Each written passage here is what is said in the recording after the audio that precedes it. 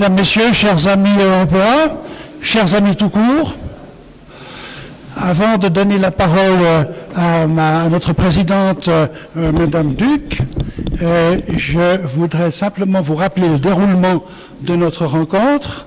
Après les souhaits de bienvenue, Monsieur Zwalen prendra la parole, puis nous mangerons. Pendant ce temps, vous garderez vos questions pour le dessert, parce qu'il n'y a pas de dessert, il y a seulement du café.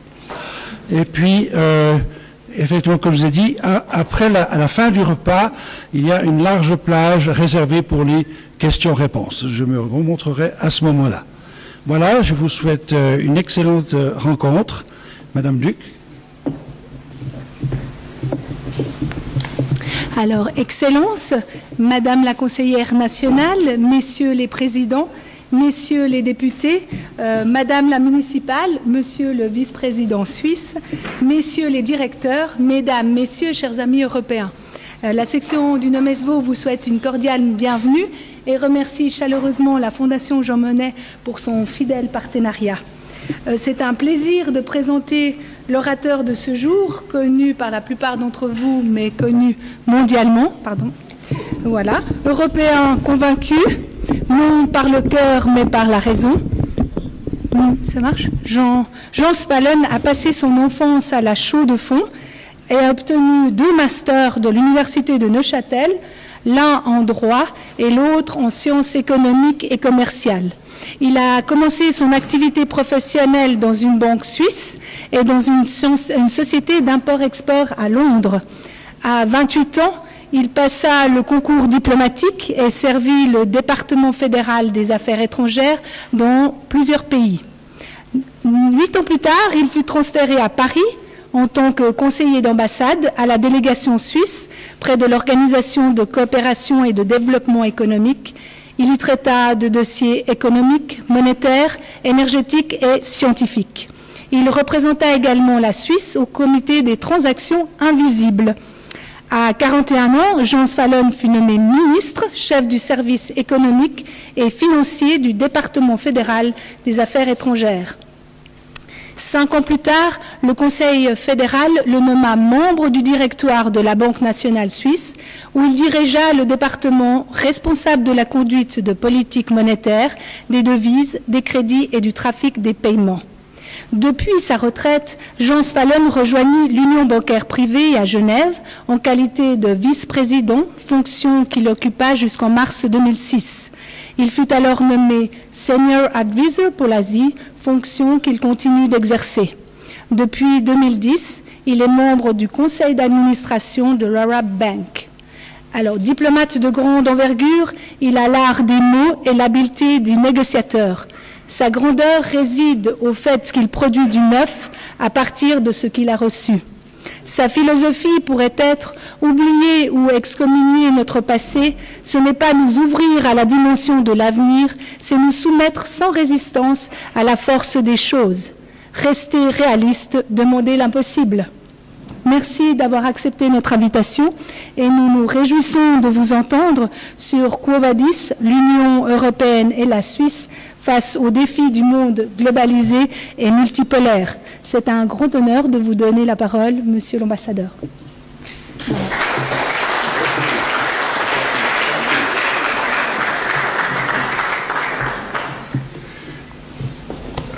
Mesdames et messieurs, après ces éloges, je me sens un tout petit peu bouleversé, et bouleversé d'autant plus que le temps de parole est limité. Limité, m'a-t-on dit, ça veut dire que je dois vous agresser au pas de charge, ce que je m'en vais faire pour tâcher de vous délivrer le maximum du message que j'ai préparé pour aujourd'hui. Et je commencerai par vous dire tout d'abord que le 9 février, j'ai écrit quelque chose, mais je n'aurai pas le temps de le lire. Donc, pour les questions et réponses, peut-être qu'on peut passer le 9 février et l'après 9 février. Mais j'aurais voulu traiter, et je commencerai par vous montrer dans quelles circonstances et dans quelles conditions nous évoluons aujourd'hui. Et c'est pourquoi en quelques phrases, j'aimerais vous tracer ce qu'est le nouvel ordre mondial. Les bouleversements mondiaux ont fondamentalement impacté non seulement les relations internationales, mais le fonctionnement des institutions multilatérales qui ont été fondées pour la plupart après la Deuxième Guerre mondiale. La gouvernance internationale n'a pas été suffisamment remodelée pour saisir ces bouleversements. De ce fait, les décisions sur les grands enjeux mondiaux se prennent très souvent à la marge de la gouvernance internationale ou dans des enceintes ad hoc dans lesquelles les grandes puissances ou les blocs continentaux imposent de plus en plus leur volonté. La réalité d'aujourd'hui est celle d'un monde multipolaire qui doit résoudre les problèmes planétaires sans qu'il y ait de véritable gouvernance supranationale susceptible 1. D'analyser les problèmes dans leur globalité, 2. D'établir des normes et des règles au niveau mondial, 3. De veiller à leur application, 4. Cas échéant, essayer d'imposer des sanctions aux récalcitrants. Voilà à peu près l'ordre dans lequel nous nous trouvons. Comment y sommes-nous parvenus? Et je fais un bref rappel historique. D'abord, fin de la guerre, c'est la fin de l'hégémonie européenne. À cette époque, n'oublions pas que l'Europe avait façonné largement le monde depuis le siècle des Lumières et la révolution industrielle. Le libéralisme, la science, la technologie, la laïcité, les droits de l'homme sont des essences européennes. L'utilisation de ces découvertes a transformé le monde et donné à l'Europe 2 siècles de domination sans partage, dont une des manifestations fut le colonialisme. Ce monde est révolu, il faut le savoir, nous le réalisons intellectuellement, mais nous avons de la peine à en tirer les conséquences. Comment en est-on venu là? Tout d'abord, les mutations. La première mutation, c'est la démographie. En 1960, le monde a 3 milliards d'habitants. La population européenne, l'Union européenne à 500 millions, représente à peu près 17% de cette population. En 2010, le monde a 7 milliards d'habitants. La population européenne ne représente déjà plus que 7% de la population mondiale. Si l'explosion démographique se poursuit, comme tout le laisse supposer, on aura 9 milliards de personnes sur Terre en 2050 et donc 5,5% d'Européens. Conclusion, avec une population de 500 millions, et pour autant qu'elle poursuive sa construction, l'Union européenne peut prétendre être un grand acteur mondial. Mais aucune des ex-puissances européennes, des grandes puissances, ne peut jouer ce rôle et remplacer l'Union européenne. Si elles veulent poursuivre individuellement ce rôle, on va à la marginalisation de l'Europe. Deuxième mutation, la globalisation. La globalisation, c'est la résultante d'un faisceau de facteurs interconnectés et convergents. L'invention du conteneur en 1956 a divisé par 50 le coût de transport des marchandises. Deuxième facteur, la technologie, le savoir, l'information, qui était l'apanage des sociétés développées, se sont mondialisées. Troisième facteur, les innovations financières, conjuguées avec le développement des sociétés multinationales, ont converti le marché planétaire en marché domestique. Le Made in China devrait être fait Made in the World. La division du travail, dernier facteur, en s'internationalisant, a révolutionné les processus et les coûts de production. Conclusion, la globalisation est irréversible. Ils vont donc mieux l'apprivoiser que la conspuer. Alors qu'elle est saluée comme un vecteur d'émancipation et de progrès dans les sociétés émergentes, son accueil est beaucoup plus mitigé dans nos sociétés vieillissantes qui craignent pour leurs acquis. Et maintenant, regardons vite quels ont été les mues du multilatéralisme depuis la guerre. Le multilatéralisme d'après-guerre, il a été créé par les pays victorieux, essentiellement les États-Unis et le Royaume-Uni, et ils ont créé l'ONU, les institutions de Bretton Woods et subséquemment le GATT qui est devenu l'OMC. Cet ordre a été conçu par l'Occident et il a été conçu pour l'Occident, comme en témoignent les valeurs qui le sous-tendent. Démocratie, liberté fondamentale, droit international, libéralisme, droits de l'homme, etc. Les grands pays contrôlent les leviers de commande de cet ordre, mais ils n'en abusent pas. C'est ce qu'on appelait les like-minded countries. Cet ordre est quasi mondial, puisqu'il couvre les colonies et protectorats des puissances européennes et que le bloc soviétique n'avait pas voulu adhérer. À l'époque, ne l'oublions pas, le globe comptait 74 États et l'Afrique était entièrement colonisée, une grande partie de l'Asie aussi. Qu'est-ce qui a changé? Tout d'abord, il y a un accroissement du nombre d'États. À la fin de la guerre, il y a 74 États. Nous en avons plus de 200 aujourd'hui. Cet accroissement s'accompagne d'une diversification des cultures, des valeurs, des principes qui sous-tendent le multilatéralisme, mais qui l'affaiblissent. Deuxième facteur, multiplication des domaines qui sont ouverts à la coopération internationale. Le champ de cette coopération s'étend au fur et à mesure que la globalisation se poursuit. Et cela entraîne naturellement une multiplication des organisations internationales. Tenez-vous bien, en 1990, il y avait encore 37 organisations internationales, nous en avons aujourd'hui plus de 400. Changement de nature des problèmes. Dans les années d'après-guerre, on attaquait les problèmes verticalement, comme le témoignent, disons, l'appellation des organisations spécialisées des Nations Unies. OMPI, propriété intellectuelle, OMS, Organisation mondiale de la santé, etc. Donc on attaquait un problème verticalement. C'est impossible aujourd'hui. On doit attaquer les problèmes dans leur horizontalité en raison des interdépendances qui sont créées par la mondialisation. Or, les structures de la gouvernance mondiale ne se sont pas adaptées à traiter, disons, ces problèmes sous cette nouvelle optique.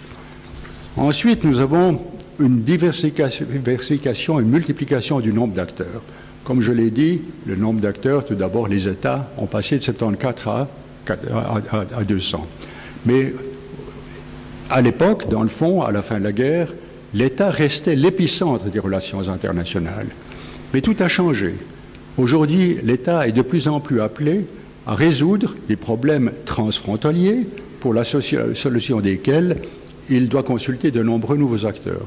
Et parmi ces nouveaux acteurs, vous avez d'abord les organisations régionales, subrégionales, mais vous avez surtout une cohorte de nouveaux acteurs, que ce soit les associations professionnelles, les associations syndicales, les lobbies et les ONG. Les ONG, tenez-vous bien de nouveau, combien pensez-vous qu'il y en a à Bruxelles qui ont leur siège? 2600. 2600 qui ont, quelques-unes, des statuts d'observateurs dans les organisations internationales et qui peuvent pratiquement étouffer l'action de l'État. Ces nombreuses mutations, conjuguées avec un certain nombre de facteurs qui ont provoqué des coups de boutoir, montrent qu'on arrive vers une crise de multilatéralisme. Les coups de boutoir, fin de la convertibilité de dollars en or en 1971, crise pétrolière de 73-79, catastrophe de Tchernobyl en 1986, chute du mur de Berlin en 89, fin de l'URSS en 91, 2000, début du basculement des États-Unis vers le Pacifique et émergence des BRIC, les attentats du 11 septembre, et ensuite nous avons en 2005 le rejet du projet constitutionnel européen par la France et les États-Unis et les Pays-Bas. Et nous avons, facteur qui est très important, une vulgarisation des autoroutes de l'information qui permettent aux citoyens d'accéder en temps réel aux mêmes sources d'information que leurs dirigeants. Cette technologie, on ne l'a peut-être pas encore digérée totalement, bouleverse l'ordre établi car elle met en question la suprématie des institutions démocratiques représentatives. C'est ces facteurs qui nous font tomber sur la crise du multilatéralisme.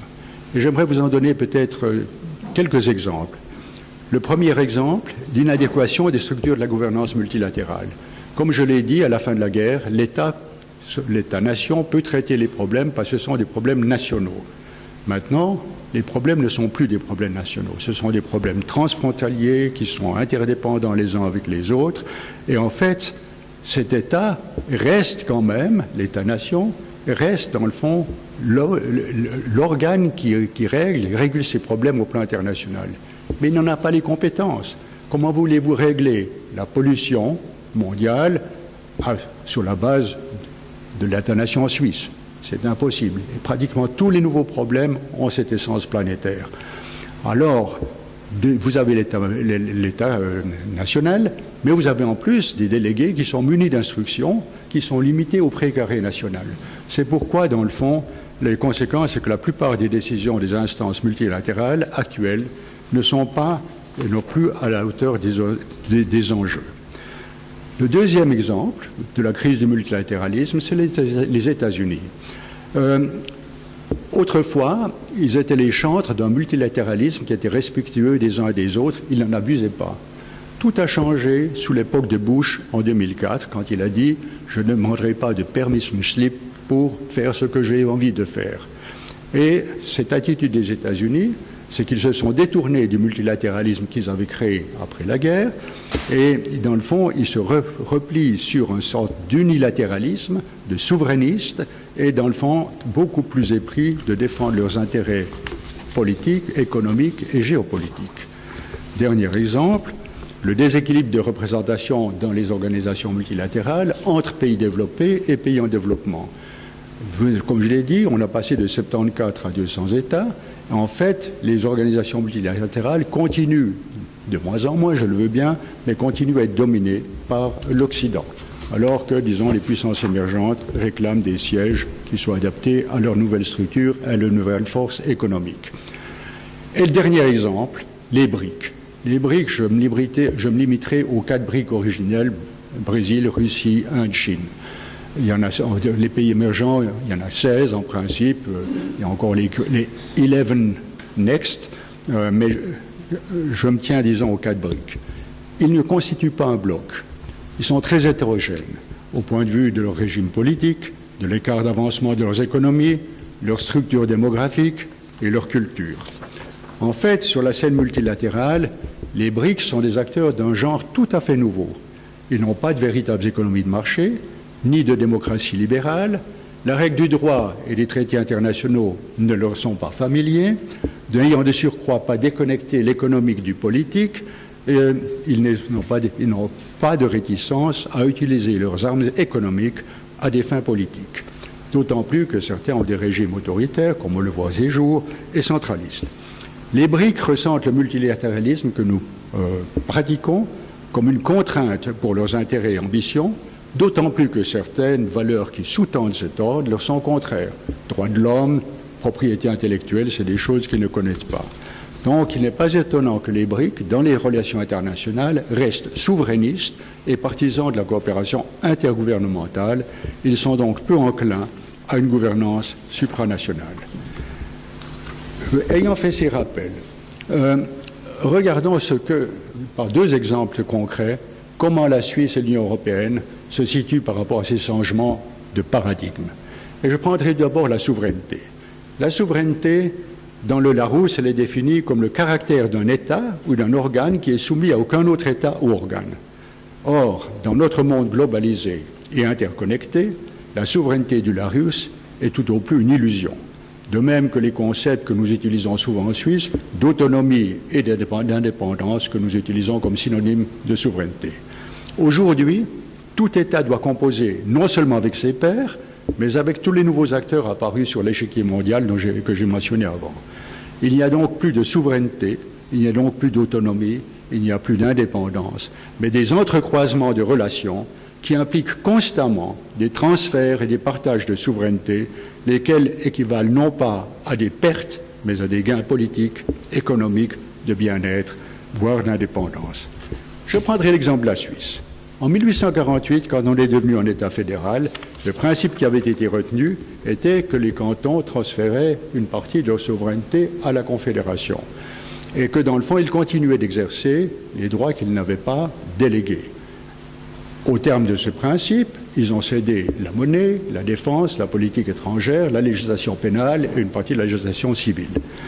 En fait, ces transferts de souveraineté pour la Suisse ont été excessivement bénéfiques. Nous avons eu un État fédéral qui a été un État jeune et dynamique, et en fait, cette transformation correspondait véritablement au monde d'alors qui, en s'industrialisant, dynamisait les échanges intercantonaux. Avant, c'était des échanges où chacun était sur son précaré cantonal. C'est un transfert semblable de souveraineté auquel nous sommes conviés aujourd'hui dans nos relations avec l'Union européenne. À l'évidence, plus nous nous intégrons à l'Union européenne, plus nous serons happés par sa dynamique. C'est pourquoi je trouve que le débat sur la reprise automatique ou autonome de l'acquis communautaire ne correspond pas à la réalité d'aujourd'hui. En effet, on ne peut pas geler cet acquis à la date d'entrée en vigueur d'un traité bilatéral et de ne reprendre ensuite que ce que l'on veut de l'acquis subséquent. C'est démesuré, car nous demandons pour la Suisse une exception que ne pas avoir un membre de l'Union européenne. En plus de ça, c'est très compliqué et c'est difficile à réaliser. Au menu européen, on ne mange pas à la carte. Si nous devions rejeter des pans importants du nouvel acquis communautaire, je crains fort que nous créerions en Suisse une forme d'apartheid qui nous approprierait progressivement. Cela irait d'ailleurs à l'encontre de ce que nous sommes. Ne l'oublions pas, nous sommes un État des plus mondialisés parmi les États européens, beaucoup plus que la plupart de nos partenaires européens. Conclusion, les partages de souveraineté qu'implique la densification de nos relations avec l'Union européenne placent la Confédération d'aujourd'hui dans la situation qu'avaient les cantons en 1848. Je le dis pour l'UDC. Pour la bonne bouche, je relèverai que l'arrimage du franc à l'euro en 2011 équivalait bien à une perte de souveraineté. Toutefois, personne ne s'en est insurgé, comprenant bien que si on voulait lutter contre vent et marée pour sauvegarder notre souveraineté monétaire, nous aurions ruiné notre économie. L'Union européenne a aussi un problème avec la souveraineté. Elle l'a dans les domaines sensibles de la politique étrangère, de la sécurité et de la défense. Parce que là, les États n'ont pas voulu céder leurs compétences et transférer leurs compétences à l'Union européenne. Les sensibilités nationales en sont la cause. La conséquence est très lourde. L'Union européenne est émasculée et elle ne joue pas un rôle à la hauteur de ce qu'elle est démocratiquement et économiquement. Je crois que la crise ukrainienne en est un bon exemple.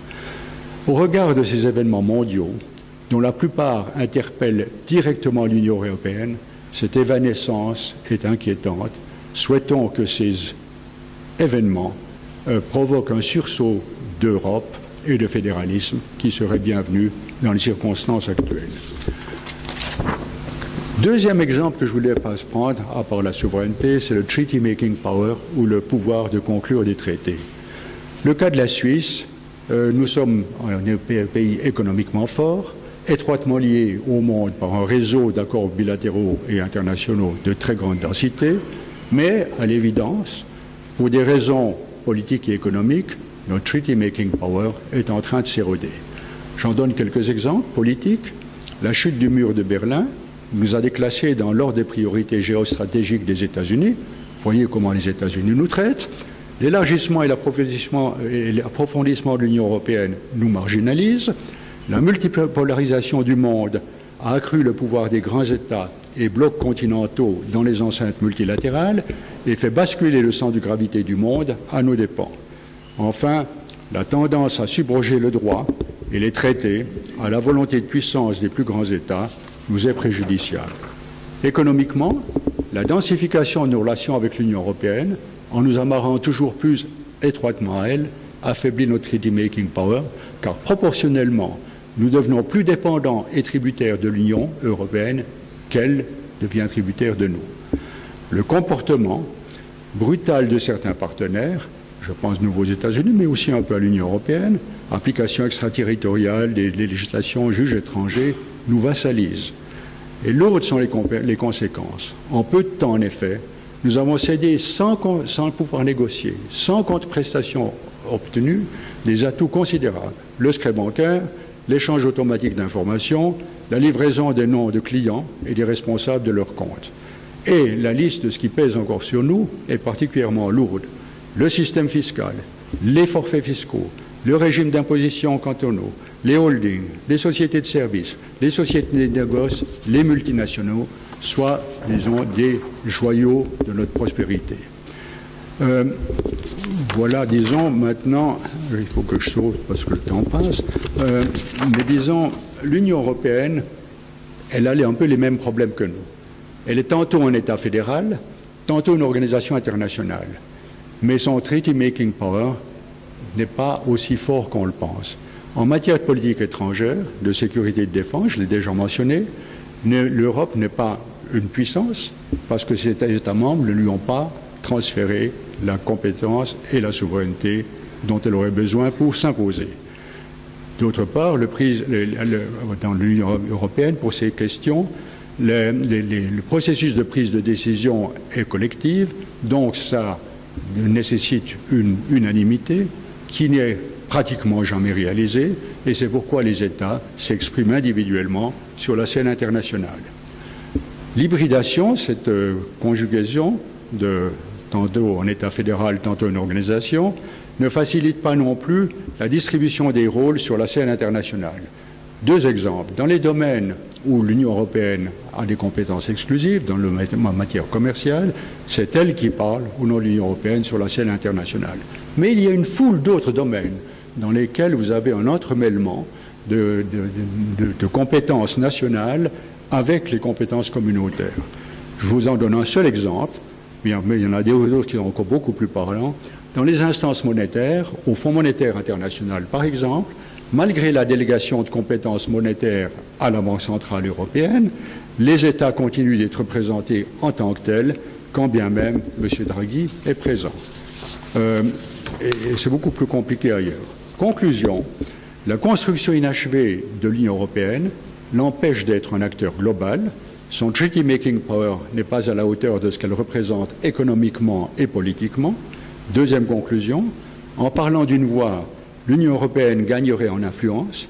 Les gains qu'en retireraient ses membres seraient nettement supérieurs à ceux qu'ils récoltent en faisant cavalier seul. Troisième conclusion, l'hybridation maintient une surreprésentation européenne anachronique dans les enceintes internationales et suscitant critiques et ressentiments des puissances émergentes. Voilà. Maintenant, j'aborde encore... Je n'ai pas regardé l'heure. Ça va encore? Oh. L'Union européenne et la Suisse dans la nouvelle configuration mondiale. L'Union européenne, comme je l'ai dit, est donc une construction multilatérale teintée de supranationalité. Elle aurait donc en principe les structures qui sont adaptées aux réalités et aux besoins du XXIe siècle.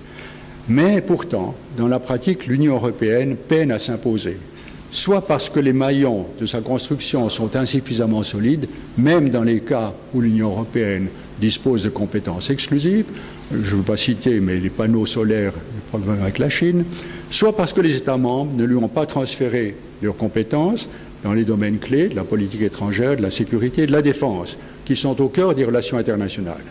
Or, en ces matières, les grands pays européens ne sont plus des puissances mondiales, ils ne l'ont pas encore réalisé, et ils ne peuvent donc pas jouer le rôle que jouerait l'Union européenne parlant d'une voix. La conséquence est que l'Union européenne reste un nain politique et un nain militaire. Par contraste, en matière économique, j'ai tort de le dire, grâce à la crise, si désastreuse fut-elle, elle a eu au moins le mérite d'obliger les chefs d'État à compléter la construction économique et financière de l'Union européenne et surtout de l'eurozone en mettant en place, dans l'urgence, une série de mesures inimaginables par temps calme. Et là, si nous avions dû participer à ces négociations, je crois qu'on aurait souffert. De son côté, la Banque centrale européenne, agissant certes à la limite de ses compétences, a sauvé l'euro en persuadant les marchés qu'elle ferait tout ce qu'il faudrait pour. Si les efforts ne se relâchent pas avec l'atténuation de la crise, l'Union européenne disposera d'institutions économiques et financières solides et structurées pour contrer de nouveaux chocs économiques et financiers extérieurs. Si donc l'Europe veut jouer un rôle international, défendre ses valeurs, qui sont d'ailleurs aussi les nôtres, et intérêts, la construction de l'Union européenne doit se poursuivre. Cela requiert un saut qualitatif dont je mesure bien la difficulté avec l'ambiance morose et populiste qui prévaut actuellement. Je saute pour être à l'heure. Ce n'est pas de gaieté de cœur, je dirais que j'évoque des scénarios relativement négatifs, mais je parle en réel politique, conscient que le déclin de l'Union européenne, voire son éclatement, nous emporterait tous dans sa déflagration, nous autres Suisses aussi. C'est aussi à cause de notre communauté de destin que je me sens, disons, très solidaire de l'Union européenne, même si à ce stade, elle n'est pas un modèle parfait.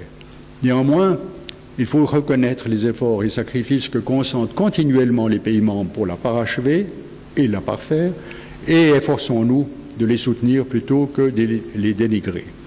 D'ailleurs, nous autres Suisses, nous avons intérêt à ce que l'Union européenne soit forte et prospère, car il est toujours plus facile de s'entendre avec un tel partenaire qu'avec un partenaire moins solide et consistant. La Suisse, nous sommes dans cette constellation un État économiquement fort, dynamique et beaucoup plus, disons, mondialisé que la plupart des autres pays européens. Mais, disons, il faut savoir que nous sommes maintenant de plus en plus isolés et que cet isolement rend la défense de nos intérêts beaucoup plus délicate et beaucoup plus difficile.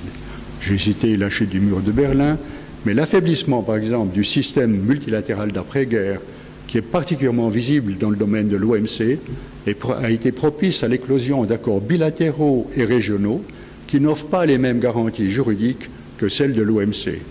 Or, ces garanties juridiques sont particulièrement importantes pour un petit État comme la Suisse.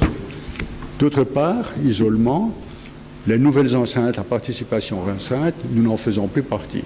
On a essayé d'être membre du G20, on n'a pas voulu de nous. L'élargissement et l'approfondissement de l'Union européenne relativisent nos atouts de négociation qui s'amenuisent plus vite que ceux de l'Union européenne. La réforme en cours du Fonds monétaire international pour accommoder les requêtes des pays émergents fait vaciller notre siège. Nous ne sommes pas associés aux négociations en cours, et je n'ai pas le temps de le traiter, sur le Transatlantic Trade and Investment Partnership qui pourrait créer un nouvel ordre mondial et qui est très inquiétant pour la Suisse et notre économie. Mes conclusions finales sont celles-ci. À la fin de la guerre, dans un monde peu globalisé, l'État-nation, au sens westphalien du terme, était capable de régler les problèmes d'alors car il se limitait au cadre national. Ce n'est plus possible aujourd'hui, compte tenu de la mondialisation, compte tenu des interdépendances qu'elle a créées et de l'essence planétaire des problèmes à résoudre. Quand bien même l'État-nation est dépassé, il continue néanmoins, faute de refonte suffisante du multilatéralisme d'après-guerre et de véritable gouvernance mondiale, de tenir les premiers rôles dans les enceintes internationales qui sont restées intergouvernementales. Il y a donc un hiatus qui nuit à la bonne marche des affaires. Les bouleversements mondiaux de ces dernières décennies ont fait apparaître sur l'échiquier mondial de nombreux États et surtout, comme je l'ai dit, une multitude de nouveaux acteurs. Qu'ils le veuillent ou non, les États doivent composer avec eux et accepter, ce faisant, des pertes de souveraineté. Avec l'émergence de nouvelles grandes puissances internationales, continentales, la Chine, l'Inde, le Brésil, le monde s'est multipolarisé. Une des conséquences est qu'il y a désormais sur l'échiquier mondial davantage de pôles de puissance, davantage de points de vue, davantage de valeurs et d'intérêts à prendre en compte, et donc davantage de difficultés à dégager des solutions acceptables pour les uns et pour les autres, et des solutions qui restent néanmoins efficaces pour solutionner les problèmes. La multipolarisation a donc aggravé la crise du multilatéralisme. Elle distend en effet les liens d'affinité et de solidarité. Elle fait davantage intervenir les rapports de force dans les relations internationales au détriment de l'état de droit et du respect des traités. En bonne logique, ces développements devraient conduire à échafauder une gouvernance mondiale adaptée aux problèmes et aux enjeux du XXIe siècle. Mais on ne voit pas qui devrait ou pourrait en prendre l'initiative. Les chefs d'État en seraient probablement les meilleurs protagonistes, mais ils ne sont pas prêts à s'immoler pour une cause qui limiterait leurs compétences et leurs prérogatives. Le monde est donc en rupture, sans véritable gouvernance mondiale. Les quelques palliatifs qui ont été placés au plus fort de la crise, de 2007, le G20 par exemple, n'ont pas été totalement concluants. Le G20 d'ailleurs manque en sus de légitimité. Dans cette situation, il y a tout lieu de penser que les relations internationales vont continuer d'être mises sous pression par les décisions que prendront les quelques grandes puissances continentales et que les autres États devront s'en accommoder bon an mal an. Même si l'Union européenne n'est pas une autorité comparable à celle des très grandes puissances sur la scène internationale, elle en est tout de même un acteur important, notamment dans les domaines où elle dispose de compétences exclusives. La chose étant, l'intérêt de la Suisse est de soigner et continuer à développer nos relations avec l'Union européenne, car elle est et restera notre principal partenaire économique et de plus en plus politique, et indirectement aussi le meilleur garant de nos valeurs qui puisent aux mêmes valeurs et aux mêmes sources que les siennes. Être très proche de l'Union européenne ne veut pas dire, à mon sens, adhésion. En l'état, elle serait rejetée et la qualité de notre coopération s'en ressortirait avec l'Union européenne. Nous avons déjà eu un écueil après l'espace économique européen, ça n'est pas à renouveler. Mais être proche de l'Union européenne passe par une meilleure connaissance de ce qu'elle est, de ce qu'elle fait, de ce qu'elle représente économiquement et politiquement dans le monde, et de la communiquer objectivement dans nos médias en relatant et relayant les forces et les succès de l'Union européenne et pas seulement ses échecs et insuccès. Je vous remercie.